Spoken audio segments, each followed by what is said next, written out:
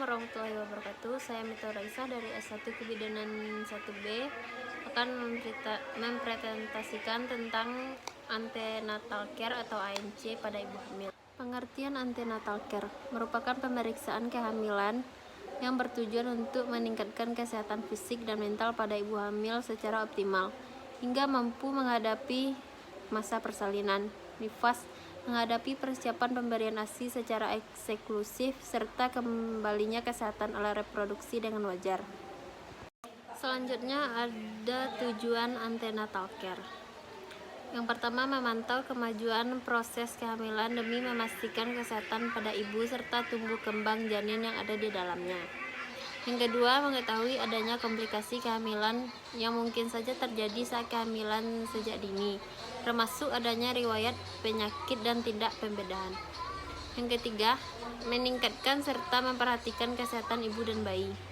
Yang keempat, mempersiapkan proses persalinan sehingga dapat melahirkan bayi dengan selamat serta meminimalkan trauma yang dimungkinkan terjadi pada masa persalinan. Selanjutnya, ada proses antenatal care yang dikenal dengan nama 10T. Ini meliputi timbang berat badan. Proses antenatal care pertama dari 10T adalah timbangan berat badan sekaligus ukur tinggi badan ibu hamil. Ini biasanya dilakukan pada pertemuan pertama untuk mengetahui adakah risiko kehamilan yang mungkin terjadi. Setiap bulannya, pertambahan berat badan terus dicatat untuk mengetahui apakah masih masuk dalam level normal atau tidak. Tekanan darah diperiksa. Tekanan darah ibu hamil akan diperiksa terlebih dahulu. Normalnya tekanan darah berada di angka 110 atau 80 hingga 140 per 90. Dokter akan membahas lebih detail risiko apabila tekanan darah diketahui terlalu rendah atau tinggi. Selanjutnya ada tinggi puncak rahim diperiksa. Puncak rahim atau fundus uter juga perlu diperiksa sebagai salah satu indikator usia kehamilan.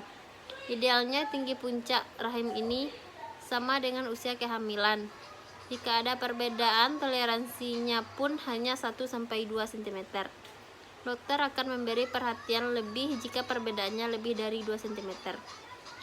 Vaksinasi tetanus. Perlu juga diberikan vaksinasi tetanus untuk ibu hamil. Namun sebelumnya, dokter juga perlu mengetahui status imunisasi sebelumnya sekaligus seberapa dosis yang harus diberikan. Selanjutnya ada tablet zat besi. Rangkaian antenatal care berikutnya adalah pemberian tablet atau suplemen zat besi untuk ibu hamil.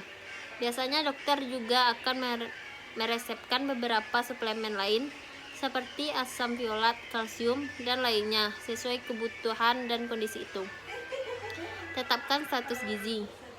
Pentingnya untuk mengetahui status gizi ibu hamil dalam merangkai pemeriksaan ANC. Apabila gizi ibu hamil kurang tercukupi, maka risiko bayi mengalami berat badan lahir rendah meningkat. Tes laboratori. Tujuannya untuk mengetahui kondisi yang umum seperti golongan darah, resus, hemoglobin, HIV, dan lainnya. Selanjutnya, tentukan denyut jantung janin. Ketika memasuki usia kehamilan 16 minggu, denyut jantung bayi sudah bisa diperiksa. Ini sangat krusial untuk mendeteksi adakah faktor risiko kematian karena cacat bawaan, infeksi, atau gangguan pertumbuhan. Selanjutnya ada tata laksana kasus. Bagi ibu hamil dengan risiko tinggi, maka akan ada tata laksana kasus yang memastikan calon ibu mendapat perawatan fasilitas kesehatan memadai.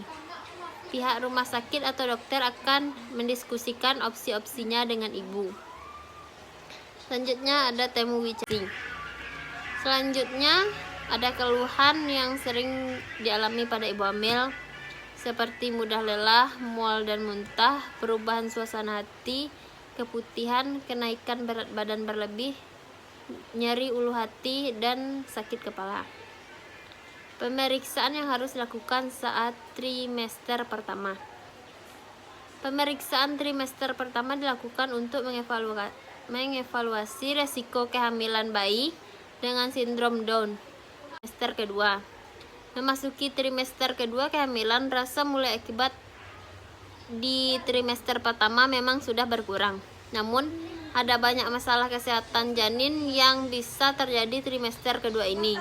Itulah sebabnya ada beberapa pemeriksaan saat memasuki trimester kedua yang perlu dijalani ibu hamil.